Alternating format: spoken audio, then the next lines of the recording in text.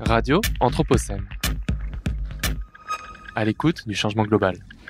Bonjour à tous et bonjour à toutes. Bienvenue sur Radio Anthropocène, ici Lou Herman, en direct des rencontres de la photographie à Arles. Et j'ai le plaisir d'accueillir Mustapha Azeroual. Bonjour. Bonjour Lou. Mustapha Azeroual, vous êtes photographe et vous présentez cette année aux rencontres d'Arles une exposition conçue avec la curatrice Marjolaine Lévy, l'exposition The Green Ray, présentée au cloître Saint-Trophime ici à Arles. Alors hier, on est allé découvrir votre travail et on en a profité pour demander à des visiteurs et des visiteuses de nous décrire les œuvres exposées. Je vous propose de les écouter. Est-ce que vous pouvez me dire ce que vous voyez, me décrire ?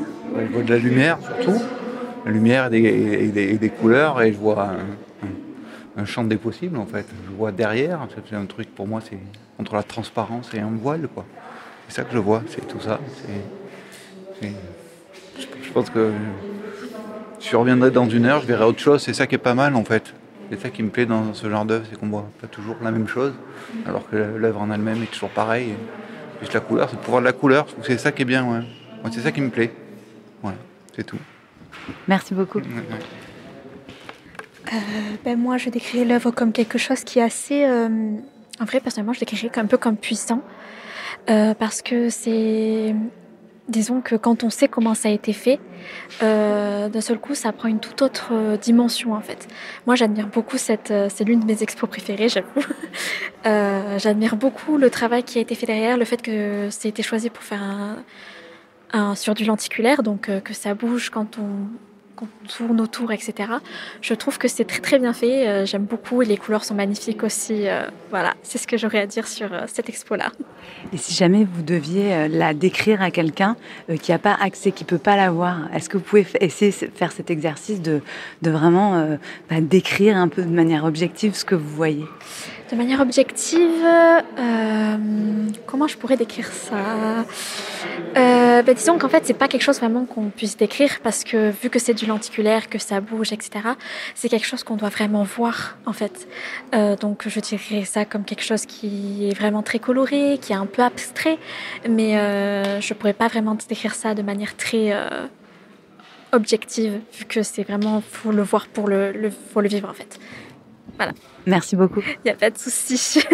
Alors, si vous deviez justement juste décrire ce qu'il y a devant vous à quelqu'un qui ne pourrait pas la voir.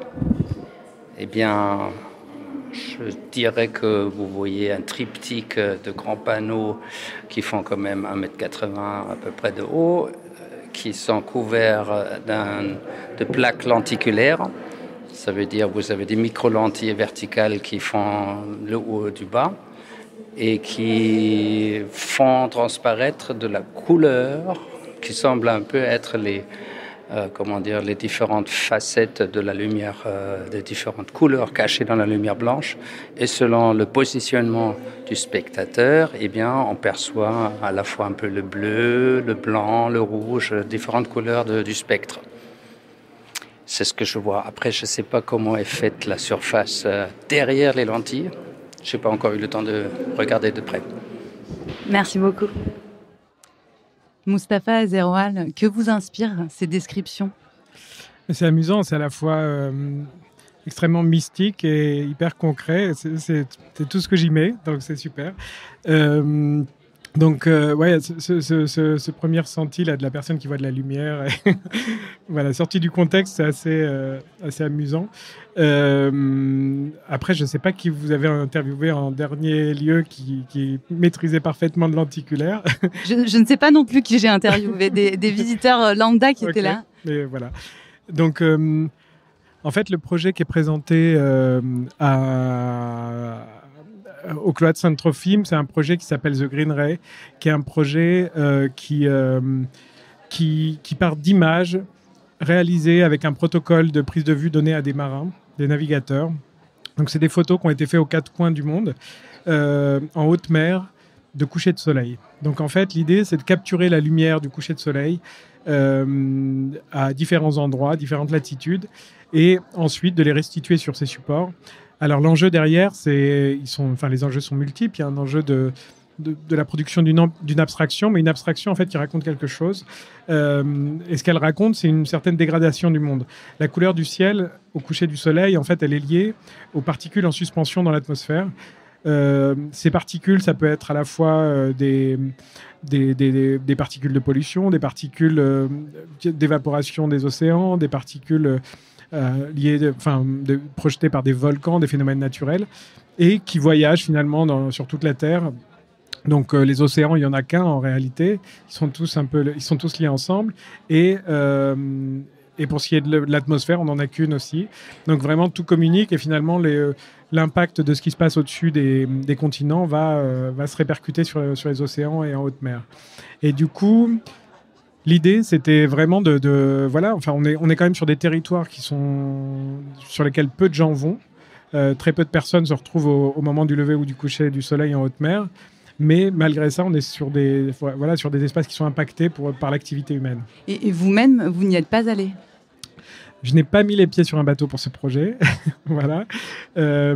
Mais j'ai collaboré avec des navigateurs qu'on a dû trouver assez rapidement. En fait, le projet, il faut savoir que le programme BMW Artmaker, c'est un programme qui est hyper dense et hyper challengeant, qui demande beaucoup. Et du coup, on a été lauréat au mois de février. Il fallait qu'on produise l'exposition pour Arles.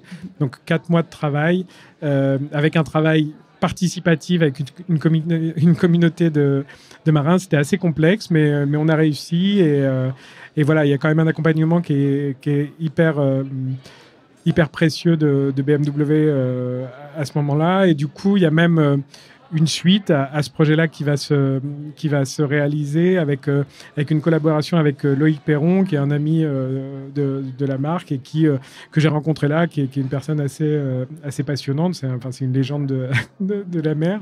Et donc là, il part tout à l'heure et il part en mer pendant 4 jours et il doit réaliser quelques images pour moi avec ce même protocole de prise de vue. Merveilleux. Et donc, pour aller peut-être plus en détail sur votre processus de travail, donc on comprend que ces photos, j'ose dire, de seconde main ou de main amie, de mer et de ciel prises en haute mer, comment vous les utilisez pour produire ces abstractions colorées ? Elles vous servent comme des palettes, c'est ça ? C'est exactement ça. En fait, les territoires sont importants parce que chaque océan, chaque mer est porteuse d'histoire aussi. L'Antarctique, c'est quand même des endroits où on peut trouver des traces d'avant l'humanité. C'est des endroits qui racontent énormément. La Méditerranée, entre l'histoire de l'Antiquité, l'histoire des migrants, c'est vraiment des lieux qui sont à la fois chargés, qui sont extrêmement chargés politiquement, poétiquement, philosophiquement, historiquement. Et du coup, voilà, moi je vais prélever dans ces images des pixels de couleurs qui sont la matière photographique finalement, et que je vais réinterpréter pour créer des abstractions de couleurs. Ces abstractions de couleurs, elles doivent l'objectif que j'ai quand je travaille, c'est réellement de créer des associations qui vont produire ce déraillement du regard et une espèce de glissement, de plongée dans l'abstraction. Et donc c'est vraiment le but de ce dispositif, c'est de créer en fait une espèce donc c'est 2 panoptiques qui se font face, de 2 œuvres qui font 4,40 m par 2 m de haut. Et ces 2 œuvres, elles fonctionnent en écho, en résonance, en opposition au sein de l'espace. Et quand on est face à elle, l'œil a du mal à s'adapter. Et le rôle de la couleur, il participe aussi de ce déraillement optique. Oui, déraillement du regard, je pense que le mot est juste. Et on l'entendait aussi dans les descriptions. Il y a, vous avez dit des choses mystiques et concrètes. Et moi, j'ai entendu aussi une forme de trouble, comme si on ne savait pas vraiment ce qu'on était en train de regarder, en fait. Oui. Alors ça, c'est un truc qui est extrêmement important à mes yeux. Je travaille la photographie, mais en essayant à chaque fois de me dégager des présupposés photographiques, de tout ce qui peut venir polluer finalement une première lecture face à une image, tout le bagage qu'on a de savoir comment fonctionne la photographie. En gros, la photographie, ça peut paraître banal et toujours égal. Finalement, en rentrant dans ces limites, on peut justement en sortir. Et donc ces œuvres, effectivement, elles posent la question de qu'est-ce qu'on est en train de regarder. Et ça, c'est extrêmement important pour moi pour créer une expérience nouvelle aussi face à l'œuvre et une expérience immersive de la couleur. Donc ça, c'est une approche que j'ai là à travers le lenticulaire, mais à d'autres moments en utilisant des procédés comme la gomme bichromatée, qui est un procédé pictural qui date de 1850. Ce procédé-là, en fait, quand on est face aux œuvres, on a l'impression de voir une aquarelle, un fusain ou quelque chose qui a rien à voir avec une photo, mais pourtant c'est purement photographique, ça vient des origines de la photographie. Et voilà. Et vraiment, ce qui m'intéresse, c'est cette idée de l'instant de la perception, le moment où on regarde quelque chose pour la première fois, où on le découvre. Et ça, c'est quelque chose qui est assez rare aujourd'hui, finalement, de trouver des endroits où on a des expériences nouvelles optiques, quoi, avec la circulation des images et les supports hyper dématérialisés. Oui, le mot instant, je pense qu'il est important parce que c'est The Green Ray, c'est peut-être aussi une invitation à ralentir. Il y a un dispositif scénographique très simple avec ces sièges au centre. Ça, j'imagine, ça a été aussi pensé. C'est important dans ce que vous proposez. Oui, absolument. On est vraiment dans une... on a décidé réellement, comme on ne montre pas des images nécessairement, mais on propose une expérience. L'idée, c'était vraiment aussi de proposer une expérience à part de ce que les gens qui viennent à Arles peuvent vivre. Donc, on est noyé dans un flux d'images, dans une quantité d'images qu'on ne veut pas nécessairement voir, mais qui viennent jusqu'à notre œil. Et l'idée, dès l'entrée de l'exposition, en fait, il y a une installation vidéo qui est proposée et qui est en fait une espèce de sas, d'acclimatation du regard entre l'extérieur qui est très lumineux, très brillant, et la salle du cloître qu'on a voulu tout spécialement en basse lumière. Et cette expérience, voilà, c'est déjà prévenir qu'on va pas montrer des images, mais on va parler plus de la radiance des images, de ce qu'elles peuvent dégager, et aussi un temps d'acclimatation où le regard se prépare à ce qu'il va voir. Oui, parce que vous avez parlé d'images tout à l'heure, mais là vous dites, en fait, c'est pas des images, on est au-delà de l'image, on est sur une proposition, une œuvre qui agit sur l'œil, mais sans proposer d'image. Voilà, c'est un peu ça l'idée. Les images, elles servent d'outils, elles servent de matière aux abstractions qui sont proposées, et du coup, ces œuvres sont composées de la couleur de la photographie, de couleurs photographiques prélevées de photographie, mais elles ne sont on n'est pas dans des enjeux de l'image, d'une reconnaissance. On est dans des œuvres qui sont complètement labiles. Quand on est face à elles et qu'on se déplace, en fait, on a un point de vue, mais on n'est pas sûr de jamais revoir en fait cette même image qu'on a vue, car il y a un mélange des couleurs qui opère avec le dispositif optique. Et voilà. Et du coup, l'idée, c'est vraiment ça, c'est de nous renvoyer finalement à notre rapport physiologique à la couleur. Chaque œil est différent, on voit tous les couleurs différemment. Et voilà, là, c'est une œuvre qui propose d'en faire l'expérience.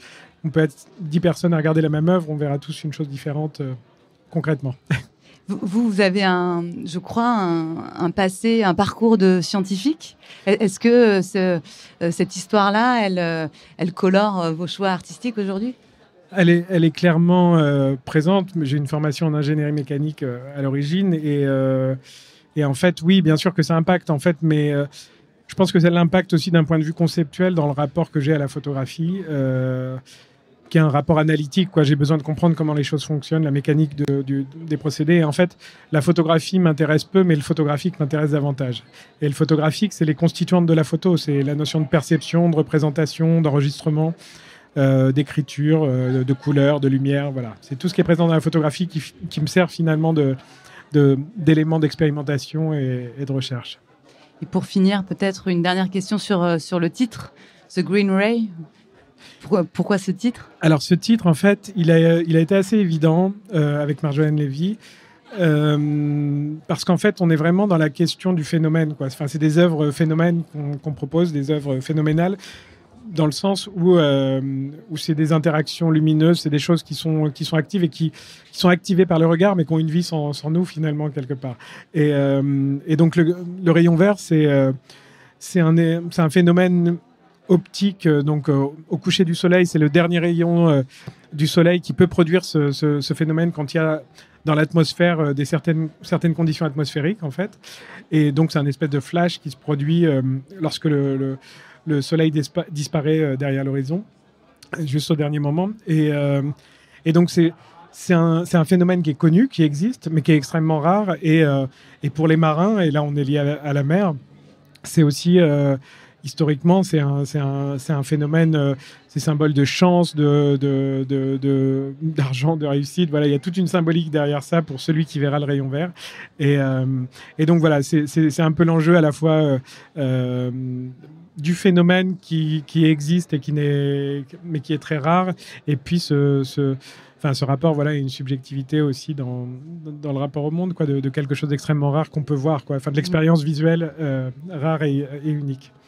Donc un rayon de chance, on va finir là-dessus, et puis ça nous donne de l'espoir pour la suite. Pour les temps qui courent, oui. Oui, voilà, donc voyons ce rayon vert dans l'entre-deux tours. Et merci beaucoup Mustapha Azzerwal. Donc je rappelle à nos auditeurs et nos auditrices que votre exposition The Green Ray est à découvrir pendant les rencontres d'Arles au cloître Saint-Trophime.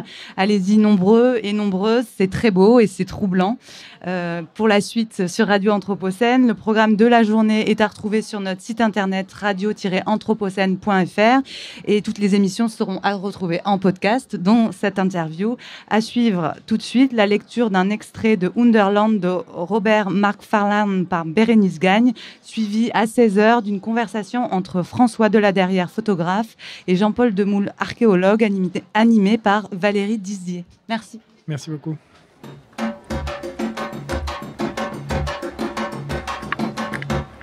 Radio Anthropocène, à l'écoute du changement global.